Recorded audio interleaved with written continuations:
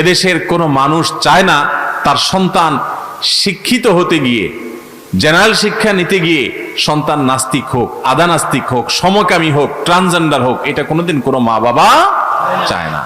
অতএব জনগণের ইচ্ছার বিরুদ্ধে, চাহিদার বিরুদ্ধে কোনো কিছু যদি চাপিয়ে দেয়া হয়, সন্তানদেরকে নষ্ট করার জন্য যদি কোনো চক্রান্ত করা হয়, পেছনে কলকাঠি যারাই নাড়ুক না কেন, এদেশের মানুষ নিজেদের ঈমান নষ্ট হতে দেবে না ইনশাআল্লাহ। আমি আশা করব যে সংশ্লিষ্ট কর্তৃপক্ষ তারা বিচক্ষণতার পরিচয় দিবেন, পাবলিকের পালস বোঝার চেষ্টা করবেন, মানুষ যাতে করে স্কুলে তাদের সন্তানদের ভর্তি করাতে গিয়ে ঈমান নিয়ে চিন্তা করতে না হয়। আমরা মালয়েশিয়ার একটা ছবি দেখেছি কয়দিন আগে, আপনারা অনেকে দেখেছেন। মালয়েশিয়ার একজন পাওয়ারফুল, গুরুত্বপূর্ণ একজন মন্ত্রী, শিক্ষামন্ত্রী আমি যদি ভুল না